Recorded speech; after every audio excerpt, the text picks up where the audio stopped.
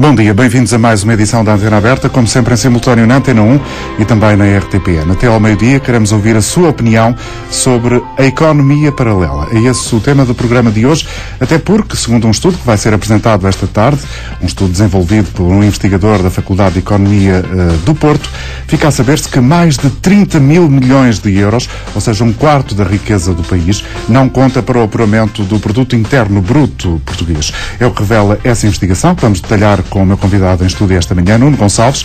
Muito bom dia, obrigado por aqui estar connosco. O estudo chama-se Índice da Economia Não Registada e diz uma coisa extraordinária, que de 2008 para 2009 o chamado recurso à economia paralela representa já 24,2% do produto interno bruto português. Como é que chega a este dado? Quais foram as fontes, os métodos utilizados para concluir isto? Mais uma vez, bom dia. Foi utilizado um modelo econométrico que tem em conta, por um lado, causas que contribuem para a formação da economia não registada, chamemos deste modo, eu já explico porquê.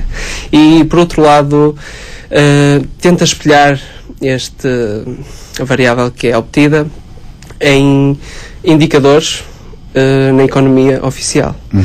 Portanto, é absolutamente fiável este dado.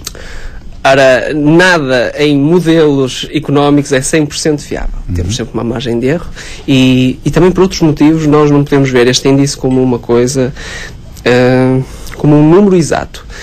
Isto vem número aproximado. É um número aproximado também. Que nos dá conta de uma realidade que é surpreendente, sobretudo a partir deste ano, 2008 para 2009, momento em que começa a acontecer internacionalmente a crise financeira e a ter reflexos também em Portugal. É este, no seu entender, o principal motivo para que disparem estes valores da chamada economia subterrânea e economia paralela? Ou seja, a economia onde não existe registro de transações. Basicamente é disso que estamos a falar. Exatamente. E prende-se muito com a motivação, a resposta prende-se com a motivação dos agentes a fugir à economia oficial. E isto vai de encontro às causas que são identificadas para este fenómeno e algumas delas foram utilizadas, para outras não existem dados para carregar o modelo. E que são, por exemplo, a carga fiscal, a carga de regulamentação e o desemprego, por exemplo, só para citar alguns. Vamos então apontar alguns dados deste estudo, elaborado por Nuno Gonçalves, meu convidado desta manhã na Antena Aberta. De 2008 para 2009, a economia paralela representava 24,2% do produto interno bruto português, qualquer coisa que daria para construir 5 novos aeroportos, tal qual aquele que se prevê que venha a ser construído em Lisboa, ou se quisermos uma outra comparação, 11 TGVs. A economia paralela refere-se à produção de bens e serviços que deliberadamente não são declarados para evitar o pagamento de impostos e este estudo conclui também que com a subida do desemprego e o aumento de impostos, previsto já a partir do próximo dia 1 de janeiro, este número possa engordar e sejam cada vez mais as pessoas a tentar escapar aos cânones da máquina fiscal portuguesa. Há razões económicas ou razões de civismo? É uma das perguntas que lhe fazemos. Vamos tentar ouvir a sua opinião daqui a instantes. Por agora, cumprimento também Diogo Vassal, fiscalista, que está connosco a partir de Lisboa. Muito obrigado, Sr. Doutor, por estar uma vez mais na Antena Aberta. Surpreende-se com estes números que este estudo avança? Muito bom dia, em primeiro lugar. Por um lado sim, por outro lado não. Surpreende-me o número. Não conhecia a realidade de um quarto da riqueza do país como economia paralela. Por outro lado, de alguma forma, não fico muito surpreendido pelo número apontado. Sinceramente não fico, porque julgo que, não conhecendo o estudo em pormenor, porque não o conheço, aliás só vai ser apresentado hoje, portanto, exatamente. Não conheço, mas estes valores são, como diz, o reflexo daquela que é a nossa sociedade. Isto demonstra que existe, por parte dos portugueses, o quê? Falta de noção de justiça fiscal ou, no fundo, é a tentativa das pessoas procurarem, da forma que, enfim, que têm à mão, consolidarem alguns rendimentos que conseguem obter? Naturalmente, não posso falar pelos portugueses em geral, naturalmente. Mas a noção que vou tendo pelo trabalho que realizo todos os dias é uma noção que vem dos clientes, dos artigos, das conferências, enfim. E essa noção aí diz que as pessoas, acima de tudo, acham que a repercussão dos seus impostos no nível de satisfação dos bens públicos que são postos à sua disposição, refiro-me à saúde, refiro-me à educação, etc., não está em relação direta com os impostos que pagam. E, portanto, as pessoas, por natureza, não sentem moralmente o Estado como uma figura muito idónea. E, portanto, acredito que reajam a essa matéria. Mas estou a falar particularmente, não estou a falar das empresas. As empresas têm uma obrigação claramente definida e os particulares também. Mas eu acho que o problema essencial está numa visão quase moral do Estado. Se o Estado não se comporta à altura do que os cidadãos esperam, provavelmente os cidadãos não se comportarão à altura do que deveriam se comportar, naturalmente. Nuno Gonçalves, concorda com esta visão, a questão do Estado enquanto entidade moral e o facto das pessoas não encontrarem nele sinais que lhes permitam ter alguma consciência sobre a justiça que ele pratica? Exatamente, na minha perspectiva, uma das maiores causas que contribuem para a economia não registada é mesmo esta falta de educação cívica, moral, a apetência das pessoas a fugir aos impostos. Isto está essencialmente enraizado e ligado ao facto de, as pessoas veem que, os impostos se não são bem aplicados, se não há uma boa gestão de dinheiros públicos, então o Estado está-me a sobrecarregar de impostos, para quê? O senhor conclui que a partir do próximo ano, apesar de não indicar expressamente esta data, é uma ilação que se tira do estudo, que esta situação poderá agravar-se na medida em que vamos ter mais impostos e que o custo de vida vai ficar mais difícil para os portugueses. Esta é uma tendência que poderá levar que algumas empresas, por simplesmente, tentem ainda ocultar mais as transações que efetuam? Bem, de facto, se não reforçarmos as políticas de combate a este fenómeno, combatendo as suas causas, em períodos de crise em que há escassez de dinheiro na economia, não é? As pessoas os agentes económicos tentam, de facto, enverdar por esta via, em média, não é? E assim obter maiores rendimentos, mas, no entanto, mesmo que hoje apliquemos maiores políticas de combate a este fenómeno, no curto prazo penso que não vai haver resultados muito explícitos. Dr. Diogo Vassalo, é possível encontrar formas de combater esta situação? Olhe, muito sinceramente, e não sendo convencido de forma alguma, acho que é possível, perfeitamente possível. Mas, em primeiro lugar, ainda não cumprimentei o Dr. Nuno Gonçalves, que não tenho o gosto de conhecer, e quero lhe dar os parabéns pelo estudo. Também não o conheço pormenorizadamente, mas é com certeza muito interessante e terei a ocasião de o conhecer mais detalhadamente. Quanto à sua questão em particular, se é possível mudarmos isto, olha, acho que é possível. E como? Acho que é possível. Não quero só ser teórico, do ponto de vista que o Estado tem que ter o tipo de comportamento para as pessoas também terem outro tipo de comportamento, mas dou-lhe um exemplo prático. Falo-lhe, por exemplo, de uma coisa que já é conhecida e que vinha até no programa eleitoral do Partido Socialista, que era uma coisa que em França se chama CESU, que é o Cheque Emprego de Serviço Universal, que é uma experiência já realizada já tem uns anos e que basicamente é no fundo um voucher, um vale, que foi utilizado experimentalmente para questões particulares do género para a terceira idade, para algum tipo de economia social, em que no fundo as pessoas pagariam, e repare nisto, pagariam com esses voucher os pequenos serviços que todos nós contratamos e que muitas vezes contratamos no âmbito da economia paralela. Estou a falar do carpinteiro que vai à casa, do canalizador, do mecânico. Ainda ontem, peço desculpa pelo exemplo, mas ainda ontem, não sei porquê, mas a caldeira em minha casa deixou de funcionar. Não tinha gás, não podia tomar banho de água quente.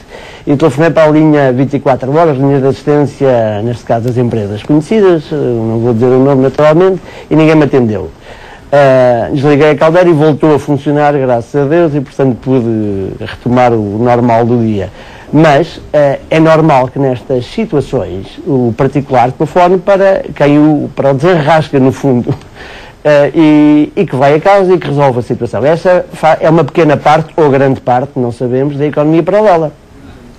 Esta economia paralela da pequena obra, mas que pode atingir em termos económicos volumes muito grandes, poderia ser tratada justamente com este CESU, em francês, cheque emploi serviço universal, portanto cheque emprego de serviço universal, e que basicamente põe as pessoas a pagar através de um voucher ao prestador do serviço. O que significa que o prestador de serviço vai ter que necessariamente se inscrever numa base de dados, obviamente de serviço público, e fica no fundo registado, ou seja, entra dentro da economia, sai da economia paralela, porque se quer descontar aquele voucher, aquele vale, terá necessariamente que o Estado vir a conhecer quem é ele, o número de contribuinte, morada, etc., os dados oficiais. Esta é uma forma simples de lidar com a situação, mas deixe-me só dar-lhe aqui um apontamento desta boa experiência francesa, que também já foi transportada, se não me engano, para a Itália, para as regiões mais favorecidas, como o caso da Sicília. Em França, depois, se não me engano, um ministro chamado Bourlot transformou este CESU numa aposta também nas empresas. As empresas darem como, e peço desculpa pelo palavrão, pelo fringe benefit, que no fundo é um benefício aos trabalhadores, e davam este voucher, este vale, como quiser, aos trabalhadores que poderiam, não sem encargos, portanto, não contando para efeitos de impostos, e os trabalhadores levam para casa este vale que podem utilizar em pequenas obras em casa. E como esta medida ao princípio não teve muita aceitação, ainda criou isto como benefício fiscal, ou seja, se utilizassem este vale com os prestadores de serviços, poderiam descontar 50%, se não me falha a memória, do valor do vale no seu IRS. Ou seja, no fundo, fomentou, incentivou os particulares a utilizar este vale e de alguma forma trouxe prestadores de serviços que estão na economia paralela para entrar dentro da economia real. Uma forma de inclusão, portanto. E isto vem no programa eleitoral do Partido Socialista, note-se. E é assim tão difícil, acha difícil de aplicar esse princípio em Portugal? Nós temos condicionantes do ponto de vista legal que possam impedir a aplicação desse voucher? Seria uma medida execuível? Seria perfeitamente execuível. Aliás, repare, eu acho que há tendência para o cidadão dizer ao Estado que quer gerir um bocadinho os seus impostos na medida do possível, claro. E refiro-me ao quê? Refiro-me a uma modalidade da titularização, se calhar, dos impostos. Refiro-me ao... Como existe o subsídio de refeição, que no fundo é utilizado indevidamente em Portugal, muitas vezes, porque enquadra-se dentro do salário quando não se devia enquadrar dentro do salário. Mas fora disso, poderia existir o cheque educação, o cheque saúde e, no fundo, dar ao cidadão o seu cheque relativo às despesas que o Estado está disposto a suportar com este cidadão na área da saúde, na área da educação, e ser ele a decidir onde é que o gasta. Claro que o Estado se calhar não gosta desta ideia, porque esta ideia de sermos senhores de parte dos nossos impostos para decidirmos onde é que vamos gastar, e principalmente vamos gastar num sítio onde achamos que presta melhores cuidados, quer de educação, quer de saúde, é a verdadeira concorrência e se calhar não é benéfica para o Estado porque quer controlar parte da economia, ou pelo menos acaba por controlar mesmo que não tenha essa intenção. O Sr. Presidente do Tribunal de Contas, há bocado ouvi na informação que sobre este Dia Nacional da Corrupção falava em leis claras e cumpríveis. Ora, eu acho que todo o combate que existe, e é bom, à evasão fiscal, teríamos que falar mais nele para perceber que não chega a forma como está a ser tratado para resolver o problema, nomeadamente a economia paralela. Portanto, é preciso chegar mais diretamente às pessoas, não é só uma questão legal, claro. Uma questão da forma como são feitas as leis no nosso país. Daqui a instantes, Diogo Vassalo e Nuno Gonçalves, vamos continuar a conversar, nomeadamente perceber, junto do autor do estudo que hoje serve de base para a discussão na Antena Aberta, se o exemplo que o Diogo Vassalo avançou com o homem que vai reparar a caldeira é o exemplo mais recorrente. Falando de caldeira, podemos falar de mecânico, enfim, de outro tipo de serviços. Vamos daqui a instantes perceber isso com o Nuno Gonçalves. Por agora, quero cumprimentar David Durdilho, é motorista, está em Lisboa, está a seguir a Antena Aberta e também tem algo a acrescentar. Bom dia, David. Bom dia. Bom dia. Olha, o que eu tenho a acrescentar realmente é que toda a gente conhece, ao fim e ao cabo, estas situações. Eu próprio tenho uma profissão, sou motorista de distribuição e há coisas muito caricatas. Por exemplo, eu forneço uma casa em frente a uma repartição de finanças sem fatura. Quer dizer, e ninguém é capaz de denunciar, ninguém é capaz, e para os funcionários que frequentam a casa, já repararam, com certeza, que já vou lá há 4 anos, a fornecer sem fatura, e ninguém tem coisa. Inclusive já fui mandado parar. Multaram o meu patrão por falta de inspeção no carro, por falta de horário de trabalho. As faturas que por acaso, quando foi assim muita coisa, estava lá um género de uma fatura, uma nota de encomenda, vamos lá, Nem sequer uma guia de marcha. Nem sequer uma guia de marcha, sequer, de remessa. Olhava para aquilo e nem sequer disseram nada, quer dizer. Acho que há mesmo uma mentalidade. E depois é assim. O imposto aumenta.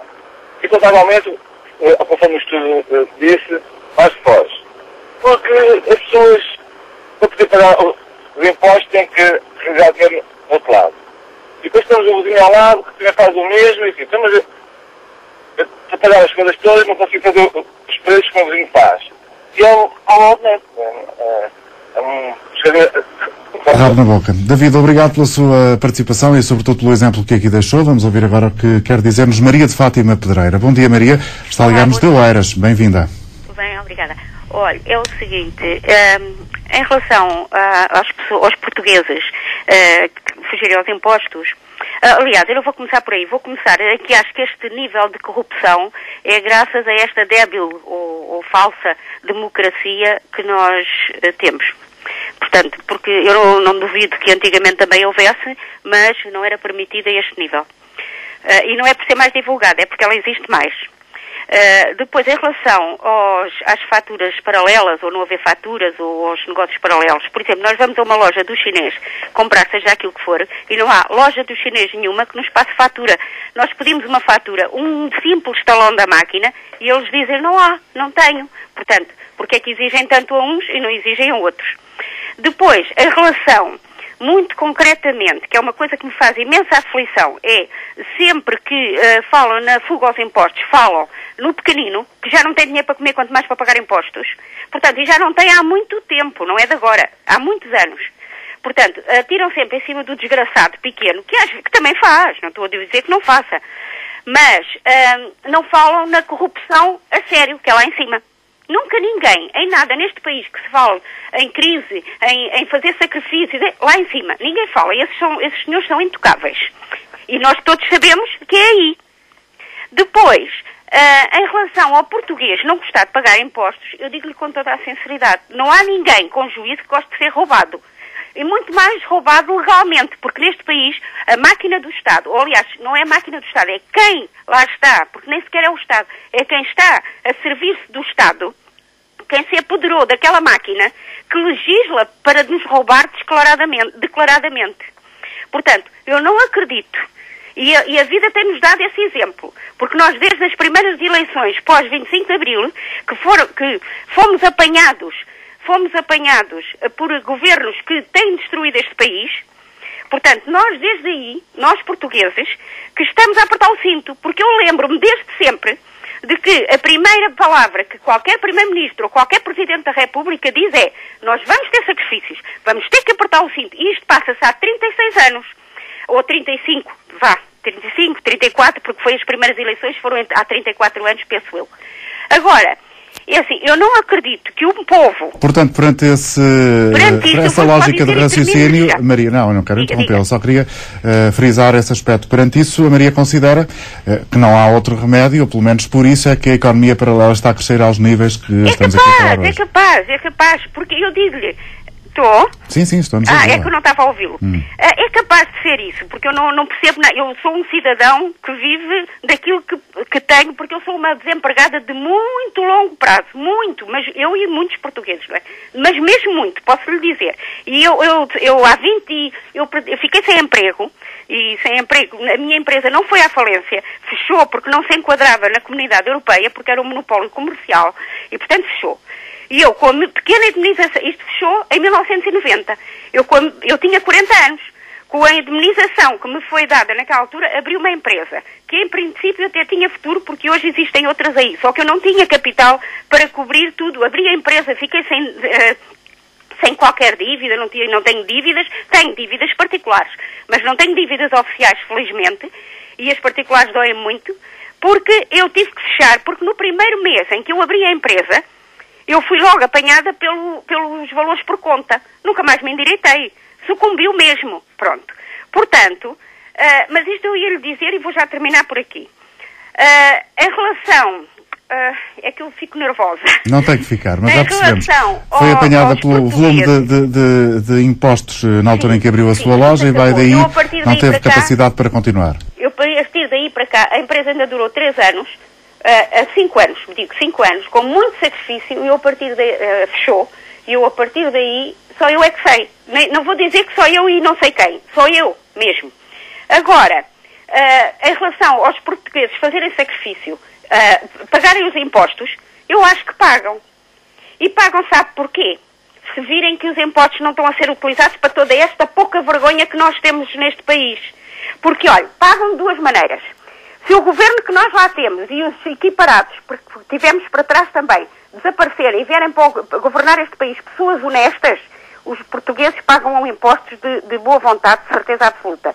E até porque os portugueses estão sempre disponíveis para fazer sacrifícios, que é o que nos têm feito fazer desde há 34 anos. Maria, muito obrigado pela sua participação. Deus, bom dia. Bom dia. Vamos ouvir José Navarro, está em Palmela. Olá, José, bom dia, bem-vindo.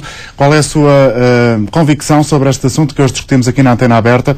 Acredita nestes números da economia paralela e para si o que é que eles representam, José? Olá, António Jorge, bom dia auditório, e espero efetivamente não incomodar o auditório com as minhas intervenções aqui na antena.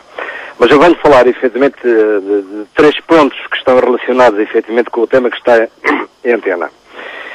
E ainda ontem recebi, que estava dentro de um supermercado, recebi de um concidadão um agradecimento efetivamente pelo alerta que venho fazendo efetivamente em relação a alguns supermercados, em relação ao comportamento deles, portanto na questão do peso dos produtos não corresponderem efetivamente ao valor que está anunciado efetivamente na prateleira.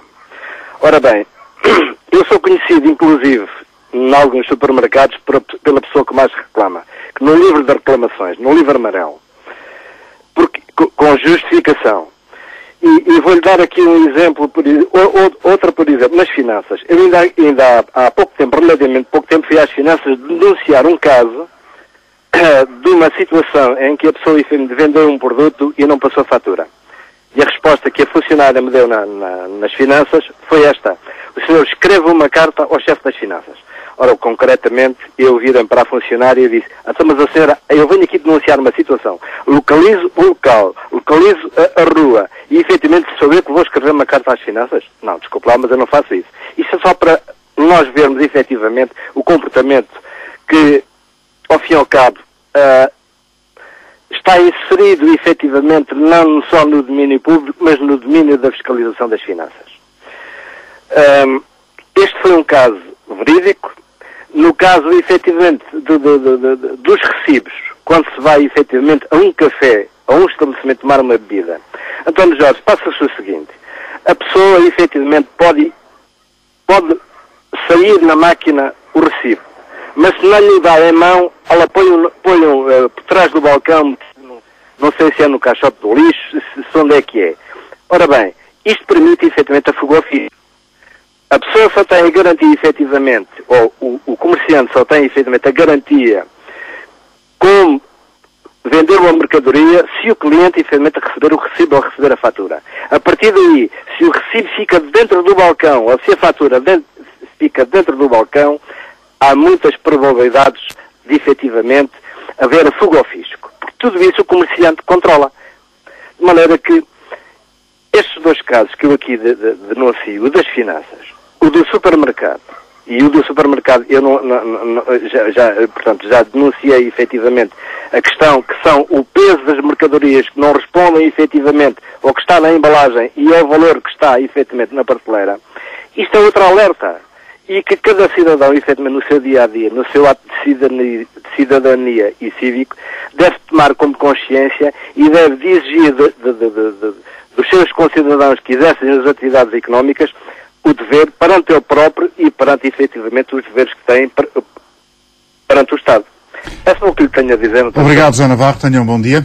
Cumprimento o bastonário da Ordem dos Técnicos Oficiais de Contas. Muito bom dia, Domingos Azevedo. Obrigado também pela sua disponibilidade a juntar-se a nós esta manhã para discutirmos também consigo esta questão a propósito de um estudo que vai ser ainda apresentado oficialmente esta tarde, um estudo que revela que 24,2% do produto interno bruto português é um produto que não passa pelas contas do Estado, é o que representa a chamada economia paralela, pelo menos de 2008 para 2009, de acordo com este trabalho de mestrado desenvolvido pelo meu convidado hoje em estúdio, Nuno Gonçalves. O que lhe pergunto, Domingos Azevedo, Sr. Bastonário, é se, em primeiro lugar, acha que este número é fiável, se é próximo da realidade do nosso país.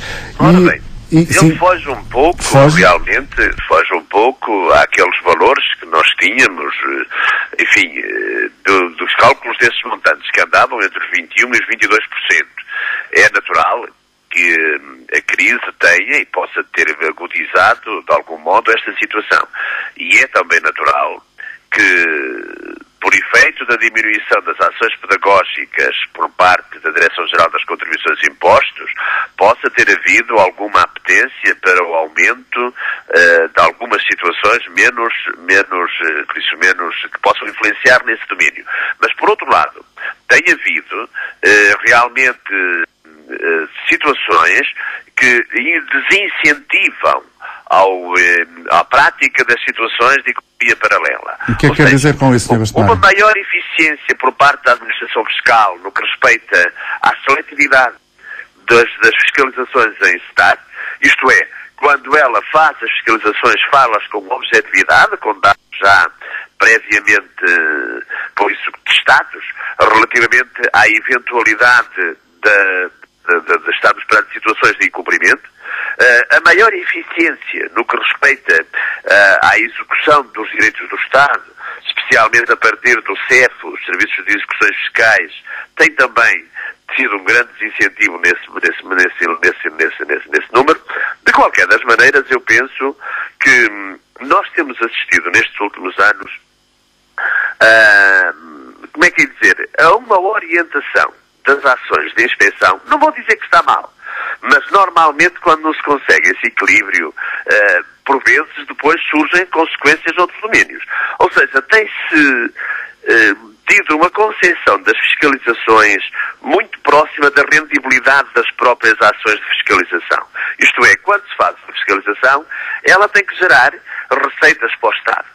Ora, nem sempre os efeitos de uma fiscalização imediatos, ou até a longo prazo, especialmente a longo prazo, geram essas receitas para o Estado. Porque as fiscalizações têm um efeito pedagógico. E esse efeito pedagógico, nestes últimos tempos, dá-me a sensação que foi um bocadinho abandonado. Acho que era oportuno criarem-se novas ações, como foi a celebérrima ação da locomotiva, que eram ações de sensibilização, em que as pessoas eram visitadas pela administração fiscal, não numa ótica de, como é que é dizer, de ir penalizar, de ir angariar dinheiro. Mas quase numa atitude instrutiva e pedagógica, como o senhor está a defender. Exatamente. É que estas são as ações de fiscalização que são investimentos, perduram no futuro.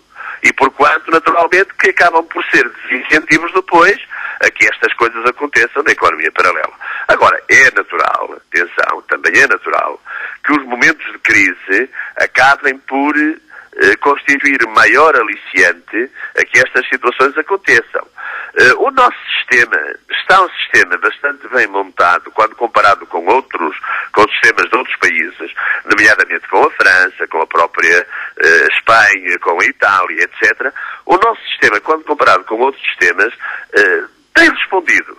E tem respondido de forma integrada, isto é, pela responsabilização dos profissionais, que intervêm nessas temáticas, através da responsabilidade subsidiária e solidária, pela responsabilização mais acentuada no domínio da reversão, a chamada reversão tributária, isto é, dos gerentes, dos administradores, por isso aqueles que acabam por praticar os atos que possam conduzir a isto, neste domínio, penso que Portugal, não obstante, evidentemente, ser um país em crise, como muitos países europeus, no campo da estrutura, no campo estrutural, penso que nós temos um sistema relativamente bom e que, na minha opinião, poderia ser melhorado se tivesse preocupações mais acentuadas de pedagogia para o cumprimento dos deveres de cidadania. A educação é fundamental, portanto, no seu entender. É, exatamente. É fundamental, porque repare-se, este tipo de ações nunca podem ser interpretadas como custo. Elas têm que ser sempre vistas como um investimento. Um investimento na educação, um investimento na organização social, um investimento numa sociedade organizada, numa sociedade que tem direitos e tem deveres. E, porquanto, nesse domínio, é aquele que realmente nos deixa garantias de que a apetência para o incumprimento das normas tenderá a diminuir e não a aumentar. Sr. Bastonário Domingos Azevedo, bastonário dos técnicos oficiais de contas, muito obrigado por ter estado connosco esta manhã. Voltamos à conversa com Nuno Gonçalves, o autor deste estudo. Nuno, há pouco ficamos com a impressão, enfim, e pelas opiniões que já aqui tivemos ao longo destes minutos, que há alguma surpresa, uns mais que outros, em relação a este número, 24,2% do produto interno bruto português, mais de 30 mil milhões de euros, é um quarto da riqueza do país. Gostava que detalhasse um pouco melhor estes valores, ou seja, eles advêm sobretudo daquele exemplo que o Diogo Vassalo dava no início do programa, de quando contratamos para casa alguém, um canalizador, um mecânico, não interessa, para um serviço doméstico, ou este valor advém de outro tipo de comportamentos por parte das pequenas e médias empresas. Podemos distingui-los? De facto, a definição de economia não registada que está subjacente, e isto também é enfatizado pela OCDE, é que inclui diversas atividades, nomeadamente, eles fazem a distinção entre economia subterrânea, economia informal e economia legal. Quando nós falamos destes pequenos serviços, nesta pequena fuga aos impostos, estamos a falar de economia de facto informal, e que pelos estudos já feitos não representa a maior fatia do bolo da economia não registada. Então qual é a maior fatia? Estamos a falar talvez da economia subterrânea. Aquela que há, a economia subterrânea? Aquela que há deliberadamente uma intenção de fugir aos impostos. Exatamente. Isso passa-se ao nível das empresas? Mais a nível das empresas, porque um particular não tem essa noção quando efetua uma transação. Nem movimenta, pelo menos a maior parte, não é? Montantes suficientes para fugir de maneira lesiva aos impostos. E quando nós falamos de economia subterrânea, podemos estar a falar, de facto, da evasão fiscal, branqueamento de capitais, que aliás há um estudo também do Observatório de Economia e Gestão de Fraude, neste sentido. Que é da Faculdade de Economia do Porto. Que está associado, sim, uma instituição recente. E pronto. Em resposta se isto é um número exato, era de esperar. Bem, temos depois a tal componente da economia ilegal, que, como devemos imaginar, não conseguimos encontrar assim muitas variáveis para incluir no modelo económico para estimar. Logo, estes 24,2% estarão notavelmente subestimados nesse sentido. Não incluem grande parte deste dinheiro que passa pela economia ilegal. Diogo Vassalo, as intervenções que aqui ouvimos, para além da de bastonário do técnico oficiais de contas, muitas delas a insistirem na questão da justiça fiscal e na relativa ineficácia da fiscalização dos nossos serviços centrais no que diz respeito à recolha de impostos junto dos cidadãos. É este o nosso principal problema? É a ineficácia ou é inteligência, a habilidade dos portugueses em escapar aos impostos? Ora bem, por um lado saudar o Dr. Domingos Azevedo, bastonário da Ordem dos Técnicos Oficiais de Contas, e as palavras dele foram sábias, são sempre, e eu ouço com muita atenção. Relativamente à sua pergunta em concreto, e agora que temos já mais definido pelo Dr. Nuno Gonçalves os números aqui que criam esta economia paralela. A partir do momento que me dizem que esta economia paralela sai essencialmente do branqueamento de capitais, da fuga aos impostos, então temos que olhar para isto do ponto de vista da máquina da administração fiscal, se está a cumprir bem o seu trabalho ou não, porque necessariamente é para aí que conduz a conversa. Se os números saem das empresas, a economia paralela, então temos que olhar para a fiscalização às empresas. E aí permite-me discordar, por uma simples razão. Tanto quanto sei, e só vou dar números públicos, tanto quanto sei, está grosso modo, nos tribunais administrativos e fiscais, ou tribunais tributários, um montante que fala-se entre 15 mil milhões a 20 mil milhões de euros em contencioso tributário. Isto significa que a máquina fiscal fez inspeções... Está a tentar recuperar esse dinheiro. E está a tentar recuperar esse dinheiro. E os contribuintes que não concordaram foram para o tribunal. Indo para o tribunal, tudo seria pacífico se o tribunal dissesse assim: ora bem, deste montante todo que está aqui, que eu tenho aqui nos tribunais, estou a tentar desfiscalizar a conversa, torná-la acessível a quem nos está a ouvir na rádio, principalmente, e também na televisão, naturalmente. Deste montante todo que está aqui nos tribunais, o Estado tem a receber 90%. Mas não é isso que está a acontecer. Porque os números que foram, pelo menos conhecidos da minha parte, até por um estudo feito pela DGCI, e se não me falha a memória, o professor Dr. Vasco Branco Guimarães, se não me falha a memória, numa conferência que até foi da Ordem dos Técnicos Oficiais de Contas há 1 ou 2 anos, em Braga. Se não me falha a memória também, peço desculpa pelo engano se não for em Braga e se não for há 2 anos. O que foi revelado foi que o Estado perde, no mínimo, 70% do seu contencioso tributário. Isto significa que a administração fiscal faz o seu trabalho, faz inspeções fiscais às empresas, tira liquidações adicionais de impostos que vão para o tribunal e o particular, neste caso a empresa, ganha ao Estado. Ou seja, tudo o que a administração fiscal concluiu nas inspeções, 70% perdeu. Portanto, o busilis da questão não está do lado da máquina fiscal, mas sim do lado da justiça e na justiça fiscal, efetivamente. Não sei, estamos a dizer que os juízes estão a julgar mal e não podemos partir desse princípio, porque senão temos o Estado de Direito todo inquinado. Mas estou a perguntar, portanto. Bem, se os juízes, podemos recorrer das sentenças dos juízes, como faz os advogados, como faz a administração fiscal, e depois haverá, com certeza, decisões de tribunais superiores que farão esta questão, enfim, ficar mais límpida, mais serena, mais madura sobre as decisões dos tribunais de primeira instância. Mas a partir desses são os números reais que conhecemos. Tudo isto significa que, se o grosso desta economia paralela está do lado das empresas, uma das duas, ou a administração fiscal não está a fazer bem o seu trabalho, ou então este número de economia paralela que está do lado das empresas gostava de perceber aí melhor, pelas palavras do Dr. Nuno Gonçalves, está do lado das empresas a atividade normal ou é do lado destas grandes operações, destas parcerias público-privadas, as grandes obras em que o Estado também intervém? Isto para mim era importante conhecer, para perceber melhor o estudo, porque eu não conheço. Nuno Gonçalves. De facto, quando eu tentei aqui apresentar a definição de economia não registada, ela está só, pode estar enviesada no sentido que não capta a ilegal. No entanto, chega àquela pequena parte da economia em que do canalizador, desses pequenos serviços, e que há uma fuga de facto aos impostos, e depois por parte das empresas a nível de fuga ao fisco. Ora bem, o modelo em termos agregados eu não consigo esmiuçar, digamos. Podemos ter alguma sensibilidade quanto o que é que propicia as empresas de facto a fugir, mas de facto o modelo em si não esclarece exatamente a questão, ou seja, não explica porque é que as empresas têm esse comportamento, essa prática. Mas quando estamos a falar de elevados montantes de dinheiro, podemos também incluir aqui transferências para contas offshore e toda essa envolvente que não está... O branqueamento que falava no início. Por exemplo, mas aí sai um bocadinho mais da minha fora área. Dessa questão. Exatamente. Já voltamos a conversar convosco, estamos a 15 minutos do meio-dia. Vamos ouvir José Manuel Esteves, é secretário-geral da Aresp. Bom dia. Faça favor. Bom dia. Bom dia.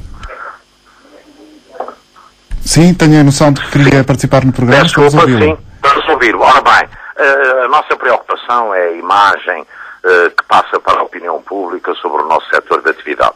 Nós gostaríamos de ser muito claros nesta matéria, temos tudo feito, a maioria esmagadora dos nossos estabelecimentos são cumpridores, estabelecimentos de restauração e bebidas são os primeiros que certificaram a sua faturação, agora com nova legislação no dia 1, e fomos nós que lançámos em conjunto com o Ministério das Finanças e a Direção-Geral de Contribuição e Impostos a campanha Peça à Fatura. É bom ver que só os nossos estabelecimentos sustentam.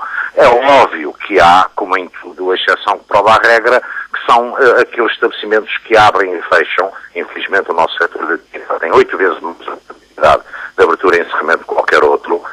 mas isso não serve. Agora, há anos que propusemos ao Governo, e estamos nisso a trabalhar com os Estados. Estamos a ouvi-lo com alguma dificuldade, José Manuel Esteves. No entanto, creio que o essencial da sua intervenção é frisar que não podemos generalizar este comportamento em todas as instituições da sua área. Soluções, como nomeadamente são os índices técnico-científicos, em que estamos a propor que as micro e pequenas empresas, 99,6% das empresas portuguesas, não estejam sujeitas a IRC, mas índices técnico-científicos, que basta ter a porta aberta, tem que pagar uma verba fixa anualmente, que é fixada em valor do número de trabalhadores, das áreas, número de lugares, faturas de eletricidade, e aí ninguém foge e não há mais este estigma. E em vez da fiscalização ter que se concentrar em milhares de microempresas, podia-se dedicar a fiscalizar os offshores e outras coisas do género. É só ter vontade política, porque as soluções técnicas existem e politicamente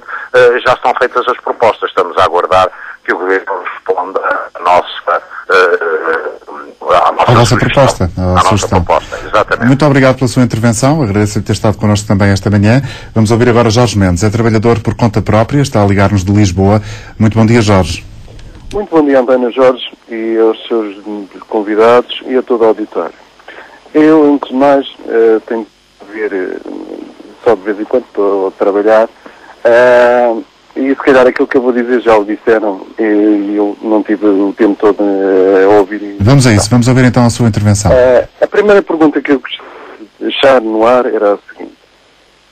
Todos nós somos culpados da economia desta fuga ao fisco. Porquê? Todos nós, quem não fez já ter uma pequena reparação, como disseram ainda há pouco, canalizador, eletricista, e que deram este pó... Já agora não queremos criar nenhum estigma sobre os canalizadores e os eletricistas, evidentemente. É só a título de exemplo. Eu também sou eletricista, portanto não é por aí. Quantas pessoas é que nos chegaram ao fim do serviço e disseram assim, olha, eu não quero fatura. Quantas? Claro. Trata-se de um comportamento de cada um de nós, exatamente.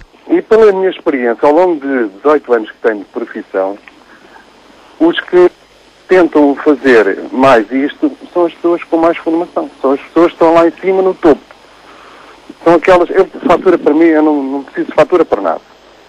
Portanto, os exemplos haviam de vir de cima. Eu próprio digo aos clientes que nós todos pedíssemos faturas, mas para tudo. Para o pequeno café, quando nós vamos beber um café, se todos nós pedíssemos faturas, se calhar nós não estávamos qualificados Estamos agora a ouvi-lo definitivamente mal. Um bocadinho de vento na zona onde está impediu-nos de ouvir duas ou três palavras. Mas percebemos a ideia, que o essencial para si, Jorge, é que todos nós tenhamos uma atitude positiva, na medida em que devemos pedir sempre uma fatura. António Jorge, só que infelizmente nós cá em Portugal temos um exemplo a virem de cima, todos os dias entrarem pelos nossos jornais, pela televisão, de pessoas corruptas que estão no poder e nós, próprios cidadão comum, não podemos confiar nessas mesmas pessoas. Jorge, muito obrigado por ter estado connosco. Já ficou aqui o seu testemunho registado, foi importante na medida em que tem experiência pessoal sobre o assunto. Vamos ouvir agora Sérgio Martins, que é economista e está a ligar-nos de Algés. Bom dia, Sérgio. Bom dia. Bom dia. Olha, houve um antigo candidato a primeiro-ministro, e que veio a ser primeiro-ministro, que disse que em Portugal só os parvos é que pagam impostos. E, efetivamente, é isso que nós temos vindo sempre ao longo dos anos, é isso que acontece. Agora, por exemplo, a subida de impostos só por si não seria mal se houvesse outra cultura, e temos o exemplo e outra organização do país. Temos o exemplo da Escandinávia, é sempre o exemplo apontado, só que eles realmente têm uma cultura em que fugir aos impostos é criticável, têm realmente um povo muito consciente que faz cair os governos com uma facilidade se eles começarem a permitir comportamentos de corrupção, e realmente têm contrapartidas que não é o nosso caso, porque nós vamos ter aumentos de impostos, mas não vamos ter efetivamente contrapartidas nenhumas. Este aumento de impostos vai ser só para manter o aparelho de Estado e empobrecer a população. Agora há aqui um caso que eu queria falar, que é o da chamada economia paralela, que já há diversos anos em Portugal, Itália, Grécia e Espanha, oscila entre os 22% e os 25% do PIB. No entanto, eu quero dizer o seguinte, eu há muitos anos que trabalho em estudos económicos e normalmente para as empresas onde eu trabalho eu faço a análise dos chamados fundamentais, do PIB, da evolução do emprego, das taxas de poupança, das taxas de juro, dessas coisas todas e da economia paralela. Porquê? Porque a economia paralela é extremamente importante, não só porque mantém postos de trabalho, mas compra muita coisa, como, por exemplo, automóveis a pronto pagamento. Daí, muitas vezes, nas empresas do setor automóvel, aparece lá judiciárias para investigar, efetivamente, uma série de circuitos por causa do branqueamento de dinheiro.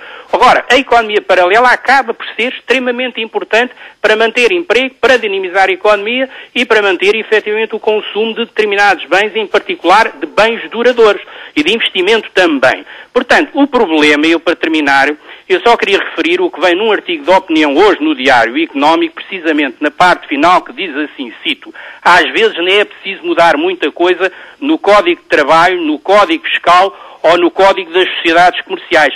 Basta mudar o Código Moral. Moral é um valor que os portugueses normalmente desconhecem. Bom dia e muito obrigado. Obrigado nós, Sérgio, pela sua participação. Bom dia, Sr. Silva Peneda, é o Presidente do Conselho Económico e Social, está connosco também ao telefone, agradeço-lhe por isso. Estes números que estamos a falar, números relativos à economia paralela, suscitam-lhe que comentário?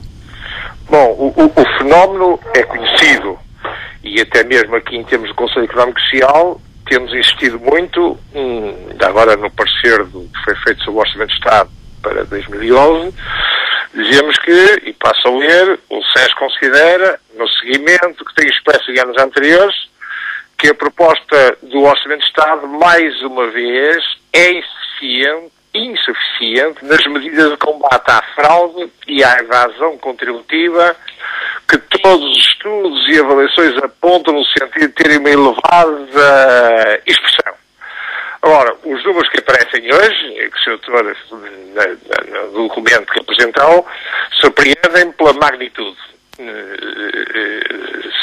tinha a sensação que eram impressivos, mas 40 mil milhões de euros, 20% do produto, é de facto um número impressionante, o que reclama aquilo que também tenho vindo a dizer várias vezes, que dos programas importantes que devia ser posto em curso, a par de um programa para o aumento da competitividade, era um programa global que visasse o combate à economia clandestina. E isso, no seu entender, ou melhor dizendo, no entender do SES, do Conselho Económico e Social, não está previsto no Orçamento de Estado para o próximo ano.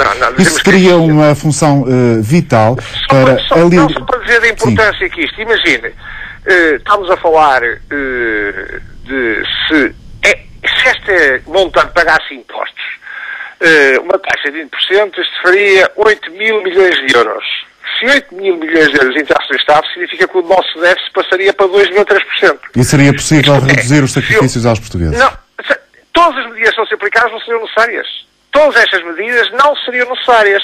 Portanto, está a dimensão do problema leva-nos a que, se não fosse banido, o que é difícil pôr isto na zero, mas é só para demonstrar a importância do problema, significava que tínhamos um déficit neste momento do Orçamento de Estado perfeitamente abaixo de 3%, muito abaixo de 3%, o que significa que nenhuma destas medidas que foram anunciadas e que vamos sofrer com elas todos nós, não seriam necessárias.